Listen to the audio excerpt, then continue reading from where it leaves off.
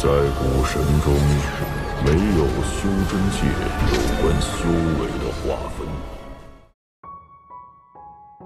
Sebelum menyimak alur cerita Renegade Immortal, sobat bisa menonton filmnya terlebih dahulu, agar mudah memahami alur ceritanya. Tanpa berlama-lama, lanjut ke alur ceritanya. Semua ini terjadi dengan sangat cepat. Yao Qikui masih terpana ketika simbol 3 pukulan itu selesai dibuat. Pada saat simbol itu selesai, energi spiritual surgawi di dalam tubuh Wang Lin bergerak dengan sendirinya dan memasuki simbol itu melalui jarinya. Jika seseorang hanya melihat simbol 3 guratan, mereka akan berpikir tidak ada yang aneh dengannya, tapi sekarang Wang Lin telah menggambarnya guratan demi guratan, dia merasakan kesempurnaan darinya seolah-olah itu adalah jejak dari surga. Gelombang cahaya keemasan datang dari simbol itu dan menerangi sekeliling. Gas hitam yang mengelilingi platform perlahan menghilang di bawah cahaya keemasan ini. Yao Qikui mengungkapkan ekspresi yang sangat kompleks dan mengejutkan. Dia telah berada di sini beberapa kali sebelumnya, tetapi setiap kali dia menyia-nyiakan waktu sesedikit mungkin dan menggunakan segel darah yang diberikan ayahnya agar dia tidak perlu berurusan dengan mereka. Di satu sisi, dia berhasil melewati lubang melingkar. Meskipun dia memperhatikan simbol emas itu dan juga mencoba menggambarnya, karena dia tidak pernah menghancurkan patung itu, dia tidak pernah menyerap simbol emas itu seperti Wang Lin. Saat energi spiritual surgawi memasuki simbol tersebut, jari telunjuk Wang Lin tidak bisa menahan diri untuk berhenti sejenak. Meskipun ekspresinya normal, dia memiliki perasaan yang sangat jelas bahwa jika dia tidak menggambar pukulan keempat, kesempurnaan simbol ini akan hancur dan bahkan runtuh. Wang Lin tidak mampu melakukan pukulan keempat di udara tipis. Matanya berbinar saat dia menunjuk simbol itu dan tiba-tiba berbalik. Dia menjentikkan simbol itu, menyebabkannya terbang langsung ke arah Yao Qikui. Ekspresi Yao Qikui berubah dan dia dengan cepat mundur. Pada saat yang sama, dia mengeluarkan beberapa batu giok darah dan menabrakkannya satu persatu di depannya. Dengan kilatan cahaya berwarna darah, lapisan darah menutupi simbol itu. Ini terjadi dengan sangat cepat. Saat darah menyentuh simbol itu, darah itu menghilang, tetapi menyebabkan simbol itu sedikit meredup. Yao Qikui terus mundur saat keringat harum menutupi dahinya. Dia terus menghancurkan batu giok darah di tangannya, dan setelah 7 napas waktu, cahaya keemasan akhirnya padam sepenuhnya oleh darah. Simbol itu menghilang di dalam cahaya berwarna darah. Ekspresi Yao Qikui sangat suram. Baru saja dia menggunakan 10% batu giok surgawi yang seharusnya bisa bertahan ratusan tahun. Saat simbol itu dilemparkan padanya, dia merasa seperti sedang menghadapi seseorang dari generasi ayahnya. Wang Lin, Yao Qikui menghancurkan batu giok darah.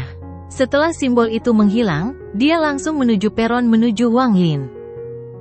Ekspresi Wang Lin normal. Saat Yao Qikui mendekat, matanya menjadi dingin saat dia menyentuh tas pegangannya untuk mengeluarkan pedang surgawi dan memegangnya di hadapannya. Dia dengan tenang berkata, "Rekan kultivator Yao, simbol emas itu muncul terlalu tiba-tiba untuk saya kendalikan. Jika kamu ingin melawanku karena itu, maka aku akan menghiburmu." Ekspresi Yao Qikui muram saat tanda niat membunuh muncul di matanya dan dia berpikir dalam hati, sejak orang ini telah tiba di sini, dia tidak memiliki kesempatan untuk bertahan hidup kecuali dia dapat membuka semua segelnya. Jika aku bertarung dengannya di sini, itu akan membuang-buang kesempatan. Dia dengan dingin berkata, "Sekali ini saja." Dengan itu, dia melompati Wang Lin dan mendarat di jalur naga terhormat ke platform berikutnya. Wang Lin menyingkirkan batu giok surgawi dan dengan santai mengikutinya. Dia melihat Yao Qikui di hadapannya dan hatinya tidak tenang. Hanya simbol 3 pukulan saja sudah sangat kuat. Menurut Yao Qikui, totalnya ada 18 lapisan. Jika setiap lapisan mempunyai simbol, berarti totalnya ada 18 simbol. Berapakah kekuatan simbol 18? Apa sebenarnya simbol ini? Mungkinkah itu mantra surgawi? Wang Lin menarik napas dalam-dalam dan menggambar simbol 3 pukulan itu lagi. Sayangnya, energi spiritual surgawi di dalam tubuhnya tidak bergerak dan simbol itu menghilang secepat kemunculannya tanpa kekuatan apapun dari sebelumnya. Wang Lin sedikit mengernyit dan mulai merenung. Beberapa hari kemudian, platform ketiga muncul. Kali ini Yao Qikui menyerang langsung di peron. Masih ada patung yang sama di peron. Alih-alih memiliki mata ketiga, ia kini memiliki pedang panjang di tangannya. Yao Qikui tidak menggunakan segelnya. Kali ini, dia tidak ragu-ragu menggunakan kemampuannya sendiri untuk melawan patung batu itu. Wang Lin dengan dingin mengamati Yao Qikui. Semua mantranya didasarkan pada darah, dan sebagian besar waktu ketika dia melambaikan tangannya, akan ada cahaya berwarna darah sebelum mantra itu muncul. Pertarungan dengan patung ini tidak ada ketegangannya. Dengan budidaya Yao Qikui, pertempuran berakhir setelah setengah dupa waktu. Namun, meski patung batu itu roboh, tidak ada simbol emas yang terbang keluar. Ekspresinya menjadi suram saat dia tanpa ampun menginjak kakinya, menyebabkan pecahan patung batu itu hancur menjadi debu. Mata Wang Lin menyipit dan dia berpikir, mungkinkah hanya setelah melanggar batasan pada patung itu simbol itu akan menyatu ke dalam tubuh seseorang. Yao Qikui bahkan tidak melihat ke arah Wang Lin saat dia dengan cepat melompat melintasi platform dan terus bergerak maju. Waktu berlalu dengan cepat, dan dalam sekejap mata, 1 bulan berlalu. Selama 1 bulan ini, Wang Lin merasa mudah karena Yao Qikui tidak memberinya kesempatan untuk bertindak. Setelah mencoba 2 kali dan tidak mendapatkan simbol emas, dia menyadari bahwa metodenya salah. Memikirkan kembali apa yang dilakukan Wang Lin, dia memperoleh pemahaman. Dia sangat takut dengan simbol emas, dan untuk mencegah Wang Lin mendapatkannya, dia memutuskan untuk melakukan semua pekerjaannya sendiri. Dia tidak menghancurkan patung-patung itu tetapi menggunakan batu giok darah untuk menyegelnya. Ini adalah metode yang dia gunakan 3 kali terakhir dia datang ke sini. Pada hari ini, setelah menyegel patung ke-11 dan tiba di depan platform berisi patung ke-12, ekspresi Yao Qikui menjadi serius. Dia memandang Wang Lin dan berkata, "Rekan kultivator Wang, segel ke-12 ini sangat berbeda dari yang sebelumnya dan mengharuskan kita berdua bekerja sama untuk memecahkannya. Inilah sebabnya aku memintamu untuk datang." Wang Lin mengangguk. Platform di hadapan mereka sangat berbeda dari sebelumnya. Platform ini hanya berukuran setengah dari platform sebelumnya, dan tidak ada patung batu di tengahnya, hanya pintu batu raksasa. Juga, tidak ada jalan naga terhormat selain tempat mereka berdiri. Ada beberapa karakter buram di pintu batu. Ketika saling tumpang tindih, itu hampir tampak seperti wajah manusia. Yao Qikui dan Wang Lin keduanya mendarat di peron. Di saat yang sama, pintu batu tiba-tiba terbuka dan hembusan angin dingin segera keluar. Saat angin dingin muncul, Yao Qikui ditutupi oleh cahaya berwarna darah. Wang Lin mundur beberapa langkah sambil menyentuh tas pegangannya dan mengeluarkan bendera larangan, yang dengan cepat menutupi tubuhnya. Saat angin dingin bertiup, suara berderak datang dari batasan di sekitar Wang Lin saat lapisan demi lapisan es muncul di sekitar batasan tersebut. Segera, Wang Lin dikelilingi oleh lapisan es tebal. Melihat Yao Qikui, dia pada dasarnya menjadi patung es, hanya patung es itu yang mengeluarkan cahaya merah terang. Setelah angin dingin berlalu, kabut putih keluar dari gerbang batu dan segera mengembun menjadi seseorang. Orang ini berusia sekitar 30 tahun, ekspresinya dingin, berpakaian putih, dan setiap gerakannya mengandung aura surgawi. Setelah dia muncul, dia dengan dingin melihat patung es tempat Wang Lin dan Yao Qikui berada. Meskipun dia tidak membuka mulutnya, sebuah suara masih keluar. Tanpa tanda, tidak ada yang bisa memasuki gua guru. Lampu merah dari patung es Yao Qikui semakin intensif seolah-olah ada gelombang panas yang datang dari dalamnya. Gelombang kabut putih datang dari patung es, dan dalam sekejap mata, es mencair dan Yao Qikui keluar. "Kamu telah datang ke sini 3 kali dan kamu menggunakan mantra penguasa darah. Aku bersikap lunak padamu 3 kali mengingat kamu adalah keturunannya dan mengizinkanmu menggunakan mantramu untuk membangkitkan dirimu sendiri, tapi kamu tidak berterima kasih. Kali ini, gunakan mantra kebangkitanmu dan pergilah dari sini sekarang sebelum kamu tidak punya kesempatan." Meski suara pria parubaya itu tenang, namun mengeluarkan aura yang kuat. Pada saat ini, patung es tempat Wang Lin berada secara bertahap mencair. Ekspresinya tenang saat dia dengan dingin menatap mereka berdua.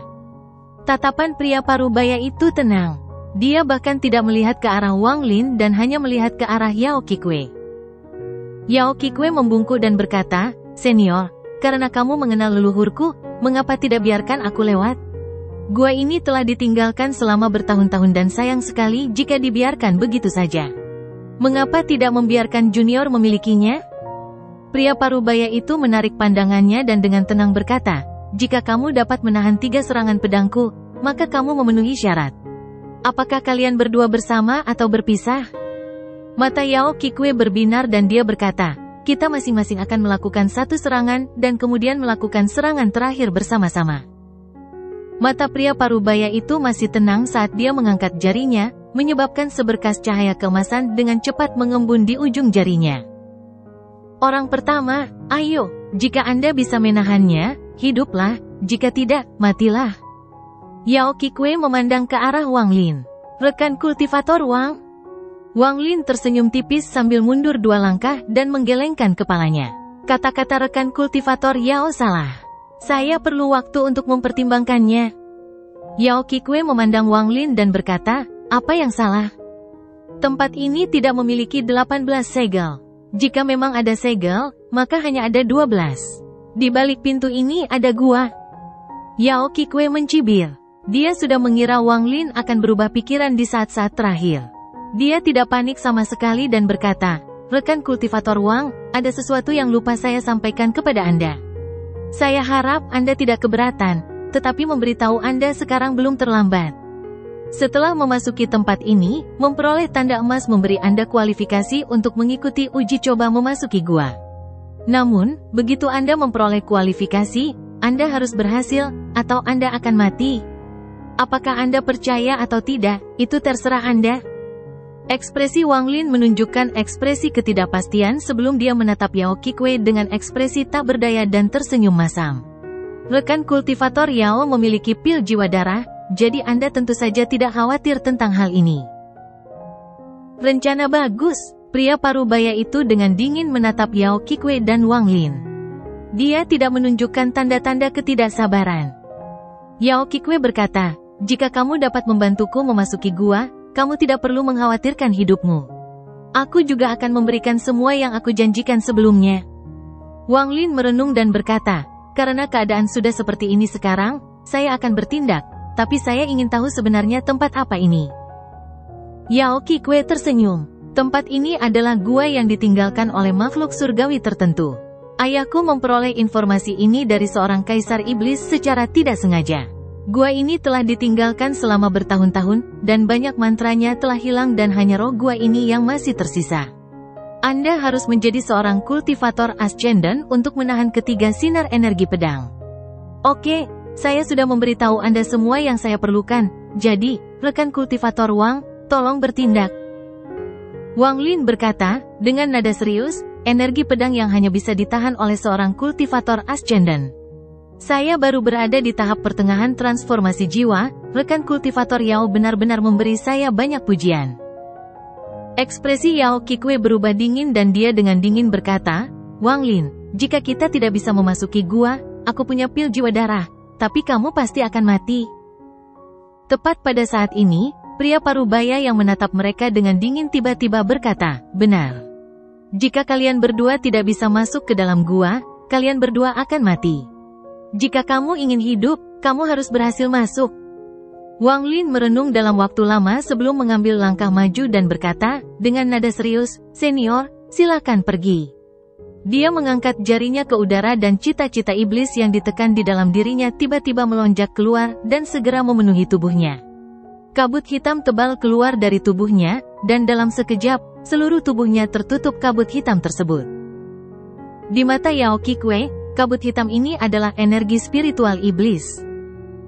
Hal pertama yang dia lakukan adalah menggunakan mantra yang dia gunakan untuk melawan Jenderal Iblis, artinya dia menggunakan kekuatan penuhnya. Persis seperti yang aku rencanakan. Yao Kikwe sudah memperhitungkan ini. Di matanya, budidaya Wang Lin hanya pada tahap pertengahan transformasi jiwa. Meskipun dia memberinya cukup batu giok surgawi, dia tidak akan memiliki cukup waktu untuk meningkatkan tingkat kultivasinya ke tahap akhir transformasi jiwa hanya dalam 3 hari.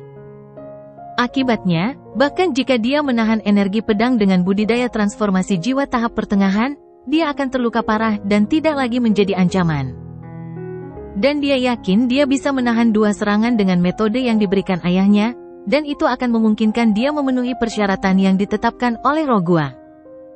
Beberapa kali terakhir dia datang ke sini, dia mencoba yang terbaik dan mampu melakukan 2 serangan, namun serangan terakhir selalu berakibat fatal.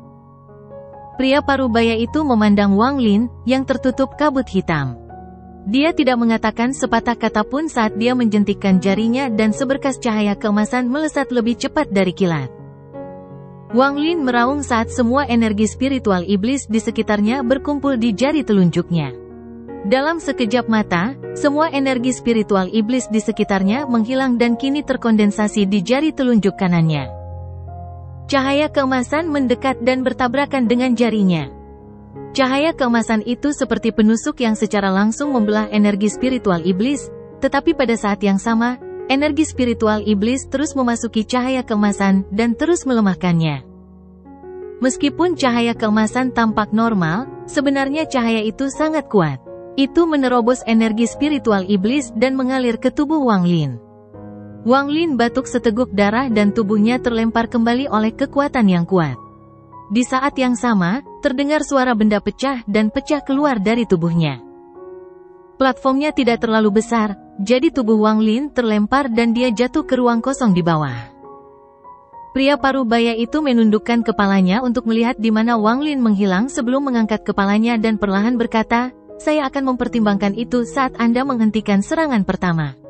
Serangan kedua berikutnya." Dengan itu, dia mengangkat tangan kanannya dan seberkas cahaya keemasan mengembun di ujung jarinya. Cedera serius Wang Lin tidak di luar dugaan Yao Qikui. Dia tidak peduli dengan kehidupan Wang Lin, yang dia pedulikan adalah bagaimana cara memasuki gua. Apa yang dikatakan ayahnya tentang tidak menjalin hubungan buruk dengan Wang Lin benar-benar dilupakan olehnya. Sebenarnya, di dalam hatinya, dia berpikir bahwa status dan kultivasi Wang Lin tidak cukup untuk menjadi temannya, bahkan jika ada sesuatu yang tidak normal pada dirinya. Dia menyebarkan akal sehatnya, dan setelah tidak menemukan jejak Wang Lin, jejak kecurigaannya yang terakhir lenyap sepenuhnya. Dia akan menghadapi energi pedang kedua dari roh gua, jadi dia dengan cepat menyentuh tas pegangannya dan mengeluarkan sejumlah besar batu giok darah. Tepat pada saat ini, pria parubaya itu menjentikkan sinar cahaya keemasan dan cahaya itu keluar seperti naga emas yang mengaum. Batu giok di tangan Yao Qikui dengan cepat hancur dan sejumlah besar cahaya berwarna darah mengelilingi naga emas itu. Naga emas itu segera menerobos cahaya berwarna darah, dan meskipun sedikit meredup, ia tetap ganas saat tercetak di dada Yao Qikui. Wajah Yao Qikui langsung memerah dan dia menahan darah di mulutnya. Dia mundur 2 langkah dan kemudian menatap pria parubaya itu.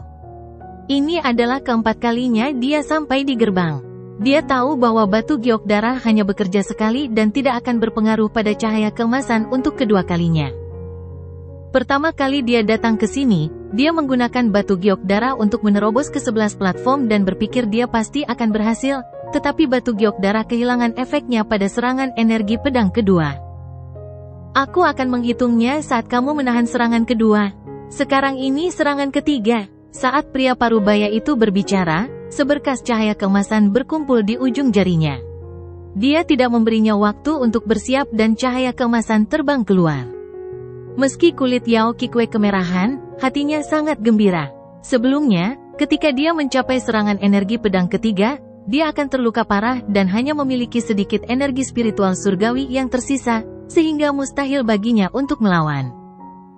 Tapi sekarang Wang Lin berhasil menahan serangan pertama, dia masih memiliki banyak energi spiritual surgawi yang tersisa. Meskipun dia mengalami beberapa luka kecil, itu tidak akan mempengaruhi dia dalam menggunakan mantranya.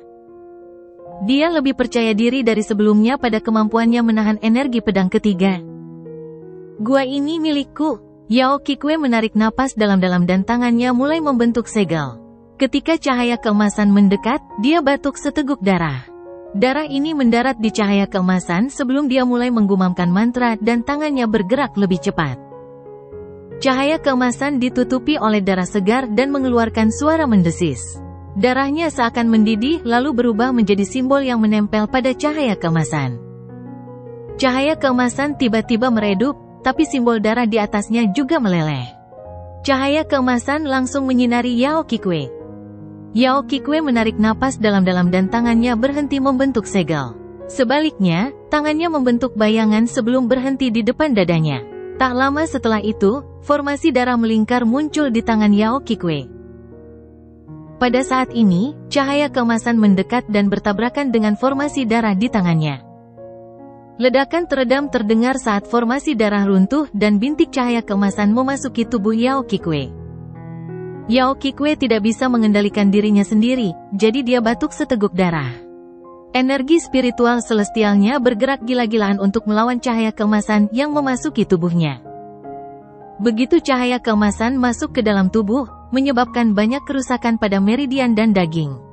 Hanya dengan menggunakan energi spiritual surgawi hal ini dapat dihentikan, karena keduanya saling menetralisir. Jika kamu dan pria tadi tidak mati, itu berarti kamu berhak memasuki gua. Suara pria parubaya itu setenang air. Setelah Yao Qikwe mendengar ini, dia duduk dalam posisi lotus dan memusatkan seluruh perhatiannya untuk menetralkan cahaya keemasan di dalam tubuhnya. Dia begitu fokus pada apa yang terjadi di dalam tubuhnya sehingga dia tidak menyadari mata dingin yang sedang menatapnya. Pada saat paling kritis saat dia melawan cahaya keemasan, sebuah bayangan muncul seperti meteor dari kehampaan di bawah platform. Sosok ini mengenakan topi jerami, bergerak secepat kilat, dan tiba di peron dalam sekejap. Dia tidak berhenti sama sekali saat dia mengulurkan tangan dan tas pegangan Yao Qikwe terbang keluar. Pada saat yang sama, tangan kanannya mengulurkan tangan dan menunjuk ke antara alis Yao Qikwe. Pada saat ini, Yao Qikwe tiba-tiba membuka matanya dan merasa sangat terkejut. Dia ingin menghindar, tapi dia tidak cukup cepat. Jadi dia menyaksikan tanpa daya saat jari itu mendarat di antara alisnya. Kekuatan destruktif memasuki dirinya melalui titik di antara alisnya dan bergerak melalui meridiannya, menghancurkannya di sepanjang jalan. Pada saat yang sama, sisa energi spiritual celestial yang tersisa di tubuhnya dihamburkan oleh kekuatan penghancur ini. Berkat ini dan kekuatan energi pedang dari serangan tadi, Yao Qikwe batuk darah dan terlempar ke belakang sejauh 30 kaki. Ketika dia mendarat di tanah, seutas gas abu-abu muncul di antara alisnya, berubah menjadi segel kehidupan, dan mengelilingi seluruh tubuhnya. Yao Qikwe tidak bisa mengendalikan darah yang keluar dari sudut mulutnya saat dia berteriak sekuat tenaga, "Wang Lin! Ingin mati? Tidak semudah itu!" Suara dingin terdengar dari sosok itu. Sosok kurus itu melepas topi jeraminya. Itu adalah Wang Lin. Kejutan di mata Yao Qikwe sangat kuat. Penampilan Wang Lin benar-benar di luar dugaannya. Bahkan jika dia masih hidup, dia seharusnya masih terluka parah dan tidak muncul di sini seperti ini. Selain itu, dia telah menyebarkan akal sehatnya sebelumnya dan tidak menemukan jejaknya. Ekspresi Wang Lin netral saat dia melihat Yao Qikwe. Segala sesuatu yang terjadi direncanakan secara diam-diam olehnya. Sejak dia mengetahui ini adalah platform terakhir, dia mulai membuat perencanaan. Dia mengambil risiko menggunakan cita-cita iblis untuk membodohi Yao Qikwe sepenuhnya agar percaya bahwa dia menggunakan kekuatan penuhnya. Kemudian pada saat energi pedang memasuki tubuhnya, dia menghancurkan kristal surgawi di dalam tubuhnya tanpa ragu-ragu. Wang Lin memegang tas Yao Qikwe dan dengan tenang berkata, "Rekan kultivator Yao, kita bertemu lagi." Meskipun dia sedang berbicara dengan Yao Qikwe, tatapannya mengarah ke pria parubaya di depan pintu batu. Tatapan pria parubaya itu masih tenang, seolah-olah segala sesuatu sebelum dia tidak ada. Yao Qikwe mengertakkan gigi dan berkata, "Kamu tercela." Wang Lin tersenyum tipis. Banyak orang yang mengutuknya, tapi pemenangnya benar dan yang kalah salah. Ini adalah aturan dunia kultivasi, dan Wang Lin selalu mengingatnya. Dia tersenyum. Rekan kultivator Yao memberi saya pil palsu dan menyembunyikan bahaya masuk ke sini. Saya hanya ingin membalas dendam, tidak perlu memujiku seperti itu. Jika ayahku, leluhur darah, mengetahui hal ini, kamu pasti akan mati, bahkan jika kamu adalah murid dari Yang Maha Melihat. Juga, saya mengaktifkan pil jiwa darah sebelum saya datang ke sini. Wajah Yao Qikwe sangat pucat tanpa bekas darah. Mengapa aku harus membunuhmu ketika kamu memiliki pil jiwa darah untuk menghidupkan kembali dirimu sendiri? Untuk menggunakannya, kamu harus mati dulu, jadi aku akan menggunakan mantra untuk menyegel seluruh tubuhmu. Sekarang kamu tidak memiliki energi spiritual surgawi yang tersisa di dalam tubuhmu, aku ingin melihat bagaimana kamu akan mati. Wang Lin tersenyum, dan di dalam senyuman itu ada sedikit kegelapan. Wajah Yao Qikue pucat dan tubuhnya tidak memiliki kekuatan. Seperti yang dikatakan Wang Lin, dia tidak memiliki energi spiritual surgawi yang tersisa di tubuhnya dan meridiannya telah hancur. Biasanya, dia akan mati dengan tubuhnya seperti ini, tetapi segel di tubuhnya terus mengirimkan gelombang kekuatan hidup untuk membuatnya tetap hidup, menjebaknya dalam siklus antara hidup dan mati. Kehidupan dan kematiannya terjebak dalam siklus ini. Aku hanya perlu menyegelmu di suatu tempat sehingga kamu bisa menahan kesepian selama ribuan tahun sambil terjebak antara hidup dan mati tetapi tidak bisa mati. Bahkan jika kamu mencoba menggigit lidahmu untuk diri, segel di dahimu tidak akan mungkin menghentikanmu. Saya ingin melihat bagaimana Anda akan bangkit kembali dengan pil jiwa darah. Suara Wang Lin tenang, dan ketika sampai di telinga Yao Qikue, ekspresinya berubah drastis. Saat Wang Lin mengucapkan kata-kata itu, dia tidak bisa tidak memikirkan kembali planet Suzaku ketika budidayanya dihancurkan oleh leluhur klan setan raksasa dan pembudidaya Sueyue. Setelah dia menjadi sampah, dia akhirnya dijebloskan ke penjara air oleh para bandit. Di sana, dia menemukan kerangka seorang wanita yang telah disegel untuk waktu yang tidak diketahui. Wang Lin berpikir dalam hati, ada siklus dalam segala hal di dunia ini. Dia mengambil beberapa langkah ke depan dan berdiri di depan Yao Qikue. Dan ketika dia menarik tangannya kembali, dia memegang 3 tas pegangan. Yao Qikue menggigit bibirnya dan matanya menunjukkan niat membunuh dan penghinaan yang kental. Harus dikatakan bahwa Yao Qikue adalah kecantikan yang langka, dan statusnya juga merupakan sesuatu yang menarik perhatian orang.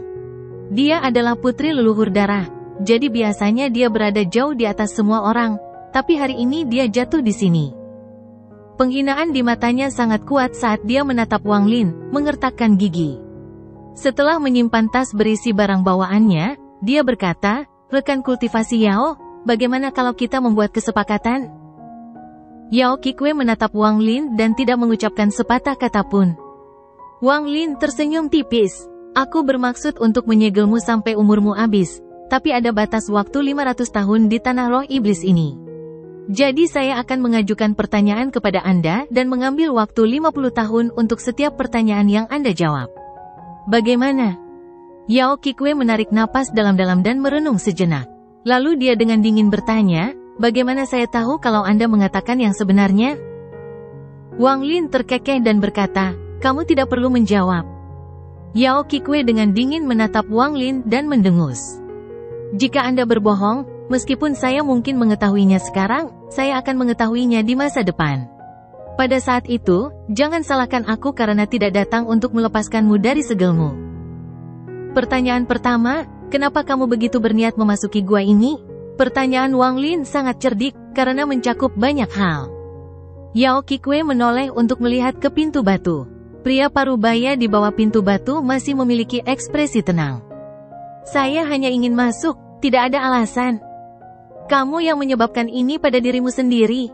Mata Wang Lin menjadi dingin dan tangannya membentuk segel, menciptakan pembatasan yang jatuh ke tanah untuk menciptakan lingkaran pembatasan. Seiring berjalannya waktu, Wang Lin menciptakan lebih banyak pembatasan, dan lingkaran pembatasan di tanah mulai mengeluarkan cahaya hitam. Setelah melakukan semua ini, Wang Lin meraih Yao Qikue dan melemparkannya ke dalam lingkaran. Tangan kanannya membentuk segel dan dia dengan lembut berkata, "Segel." Dengan satu kata, lingkaran pembatas dengan cepat menyusut dan mengepung Yao Qikue.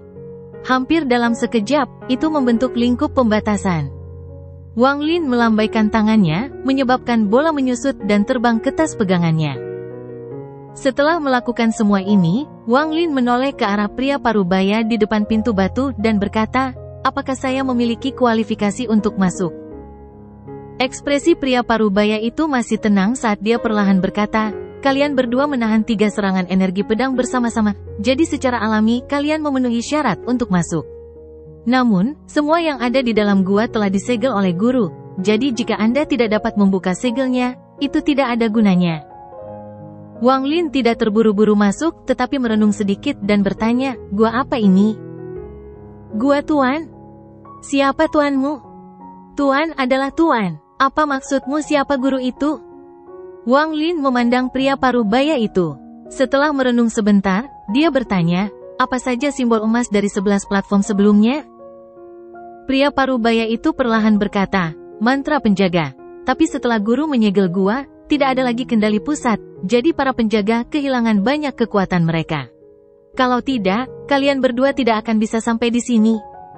Mata Wang Lin berbinar dan dia bertanya, jika orang lain dapat menahan 3 serangan energi pedang saat saya di dalam, apakah mereka juga akan diizinkan masuk ke dalam gua?